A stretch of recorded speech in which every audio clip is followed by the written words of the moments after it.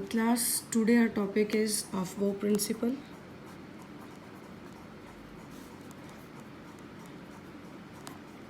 Aufbau principle, which is very important for paper point of view. Aufbau principle में वो क्या बोलता है? In the ground state of the atom, the orbitals are filled in order of their increasing energies. In order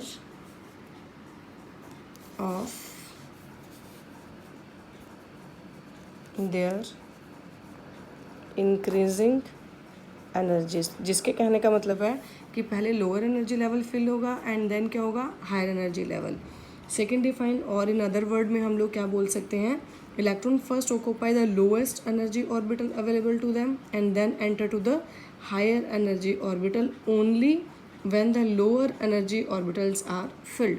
जब lower energy orbital उसके fill होंगे then क्या होगा, हायर एनर्जी लेवल में जाएगा. जिसकी सिंपल एग्जांपल लेते हैं, अगर आपके पास first, second, third, fourth, fifth, sixth classes हैं तो उसमें सबसे पहले आपको फर्स्ट क्लास पास आउट करनी पड़ेगी, then second, then third, then fourth. आप फर्स्ट क्लास के बाद डायरेक्ट सिक्स क्लास में एडमिशन नहीं ले सकते. फर्स्ट क्लास के बाद किस में एडमिशन लेनी पड़ेगी आपको, सेकेंड क्लास में, and then third, fourth, fifth. तो ऐसे ही लोएस्ट एनर्जी लेवल से हाईएस्ट एनर्जी लेवल में जाएंगे. अगर हम इसकी कन्फिग्रेशन लेते हैं तो it will be 1s 2s 2p 3s 3p 4s 3d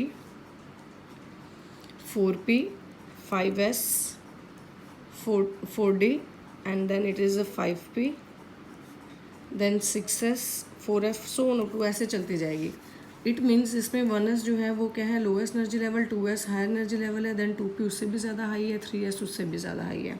ये बनाया कैसे है, आप इसको ऐसे बना सकते हैं, 1s, this is 2s 2p 3s 3p 3d 4s 4p 4d 4f.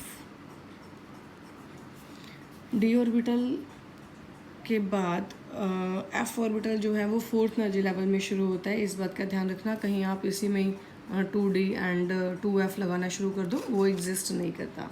तो जब आप इसका लिखते हो, this is 1s orbital, then again आपके पास क्या आता है, this is 2s orbital, then 2s और ये जाता है, देन 2s के बाद क्या आया, 2p एंड देन 3s, उसके बाद 3p देन क्या आया, 4s ऑर्बिटल, देन आपके पास क्या आएगा, this is 3d and then 4p orbital and so on up to, ऐसे चलता जाएगा. नीचे आप फिर लिखोगे 5s 5p 5d 5f, तो ऐसे सीरीज़ जाती है.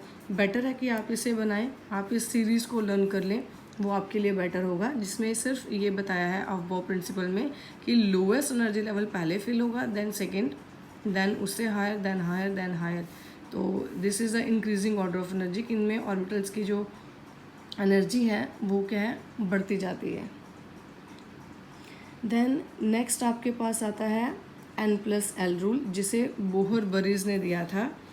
N+L रूल, इसका सिग्निफिकेंस क्या है N+L रूल का, कह रहा है इससे हमें ये पता लग जाता है कि एनर्जी लेवल किसका लो है. फॉर एग्जांपल अगर मैं ये लेती हूँ 1s एंड 2s, ये लिया हुआ ना 1s एंड 2s, तो इसमें आपके पास जो आगे दिया हुआ है वो क्या है, quantum number, principal quantum number जो इंडिकेट करता है आपका n, और ये क्या इंडिकेट करेगा, l. जब भी कन्फिग्रेशन लिखनी है हमें ये वाला रूल फॉलो करना है, NLX. कौन सा रूल फॉलो करना है, NLX. n आपके पास क्या होता है, प्रिंसिपल क्वांटम नंबर, जिसे हमने n के साथ लिखा था. l आपके पास क्या होता है, एजिमुथल क्वांटम नंबर, जो कि सबशेल के बारे में बताता है. ये क्या बताता है, सबशेल के बारे में. प्रिंसिपल क्या बताता है, उसका मेन एनर्जी लेवल के बारे में बताता था. और x आपके पास क्या होते हैं, नंबर ऑफ इलेक्ट्रॉन्स, ये नंबर ऑफ इलेक्ट्रॉन्स बताता है. हमेशा ऐसे ही लिखा जाता है. तो अगर मैं इसके साथ कंपेयर करूँ, फर्स्ट n की वैल्यू कितनी है आपके पास, principal quantum number, in this case 1s में n की वैल्यू है आपके पास 1, और s में s जो है वो क्या इंडिकेट करता है, l, दैट इज़ 0. याद है आप लोगों को बताया था, L0 means s, L1 p, L2 d, L3 f subshells, ये बताए थे ना सारे मैंने. ये सारे के सारे आपके पास क्या है, सबशेल्स हैं, जो एजिमुथल क्वांटम नंबर बताता है. तो इसमें l की वैल्यू कितनी होगी, 0. अगर N+L रूल फॉलो करूँ तो क्या गया, 1 + 0 = 1. और सेकेंड आपके पास क्या है, 2s. 2s के केस में n की वैल्यू कितनी है 2 और l की वैल्यू कितनी है 0, तो n+l रूल फॉलो करेंगे तो क्या आ गया 2 + 0 दैट इज़ 2। इट मीन्स इसमें n+l की वैल्यू कितनी है 1, इसमें n+l की वैल्यू है 2, तो 1 जो है वो लोअर है than that of 2, that's why 1s orbital has a lower energy than that of 2s। 1s क्या है आपके पास लोअर एनर्जी और 2s आपके पास क्या है higher energy. I hope am I clear to all कि सबको समझ आ गया होगा कि 1s के बाद 2s ही क्यों लिखा है, देन 2p क्यों लिखा है, देन 3s क्यों लिखा है, क्योंकि 1s की एनर्जी कम है 2s के कंपैरेटिवली एंड 2s की एनर्जी कम है 2p के, 2p की एनर्जी कम है 3s के कंपैरेटिवली। क्लियर। फिर एक बच्चा कहता है कि सपोज करो अगर मैम हम 2p और 3s लेते हैं, इसमें तो n+l की वैल्यू सेम आती है, कैसे देखो ज़रा। अगर if I take this is 2p में n+l की वैल्यू क्या आएगी, n की वैल्यू इज़ 2, p की वैल्यू कितनी है 1, क्योंकि आपको बताया था ना कि उसमें l की वैल्यू 1 होती है, sorry it's not p it's l की वैल्यू 1, तो n+l आपके पास कितना आ गया 3। ऑन द अदर हैंड अगर मैं 3s लेती हूँ तो इसमें n+l कितना आता है, n की वैल्यू कितनी है 3, l की वैल्यू कितनी है 0, मीन्स 3 + 0 कितनी आ गई 3। अब तो ये दोनों के केस में 3 आ रहा है n+l, तो हमें क्या पता चलेगा कि किसकी वैल्यू एनर्जी लेवल हाई है और किसका कम है। तो वो कहता कि जिसमें n की वैल्यू कम होगी ना उसका एनर्जी लेवल कम होगा। If I take the example of 2p and 3s, 2p के केस में भी 3 वैल्यू आ रही है n+l, 3s के केस में भी n+l की वैल्यू 3 आ रही है, दोनों के केस में 3 की वैल्यू आ रही है, but in this case n को देखेंगे हम, n की वैल्यू अब इसमें कितनी है 2p में 2 और इसमें n की वैल्यू कितनी है 3, मीन्स प्रिंसिपल एनर्जी लेवल जो मेन एनर्जी लेवल है हम उसकी बात कर रहे हैं। इसमें 2 वैल्यू है और इसमें क्या है 3, और जिसमें n की वैल्यू कम होगी फिर उसकी एनर्जी लेवल कम होगा। समझ आ रही है क्लास क्या कहा है मैंने ये कहा है ऑफ्पो प्रिंसिपल ये कहता है कि जिसकी एनर्जी कम है सबसे पहले उसकी फीलिंग होगी, दैट्स इट, और कुछ नहीं बताया कि लोअर एनर्जी लेवल की पहले फीलिंग होगी देन किसकी फीलिंग होगी हायर एनर्जी लेवल की। जब मैंने इसकी सीरीज़ बनाई तो ये बनी 1s 2s 2p 3s 3p, जिसमें ये कहा गया कि 1s की एनर्जी कम है इन comparatively 2s then 2p then 3s। वो किसने बताया हमें, n+l, बोहर बरीज ने बताया। बोहर बरीज कहता है n+l निकाल के देख लो आपको पता लग जाएगा किसकी एनर्जी कम है। तो जब हमने 1s और 2s में निकाल के देखा तो उस केस में 1s की वैल्यू कितनी आ रही थी 1, 2s की वैल्यू कितनी आ रही थी 2, तो यहाँ से तो हमें ये क्लियर हो गया कि इसकी वैल्यू कम आ रही है तो इसलिए इसकी एनर्जी कम है in comparative to 2s, that's why we have written as 1s and 2s।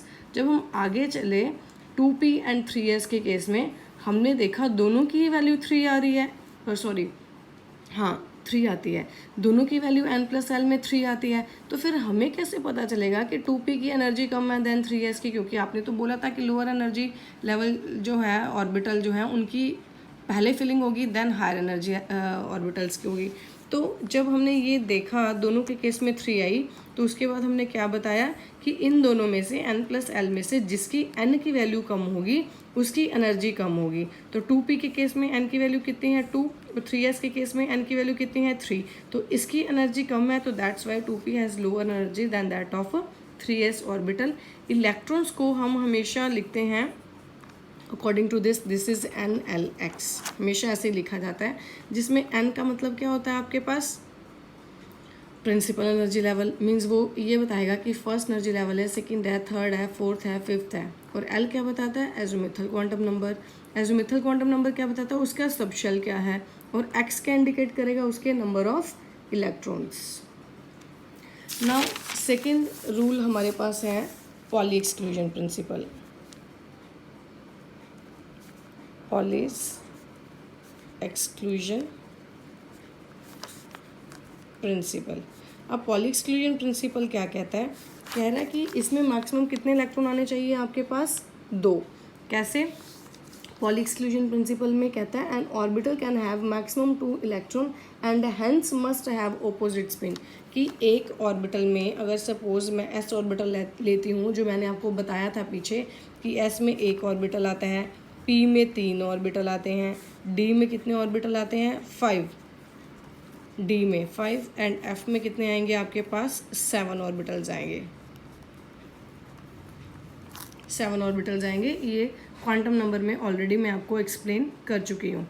अब इस केस में वो बोलता है कि पॉली एक्सक्लूजन प्रिंसिपल में it can have maximum 2 electron and must have opposite spin. Suppose अगर आपके पास 2 इलेक्ट्रॉन हैं, 2 इलेक्ट्रॉन तो होंगे पर इनकी स्पिन क्या होगी, ऑपोजिट। अगर p ऑर्बिटल की बात करते हैं, 3 इलेक्ट्रॉन हैं, 3 इलेक्ट्रॉन तो होंगे बट उनकी क्या होगी, opposite spin. This is all about poly exclusion principle.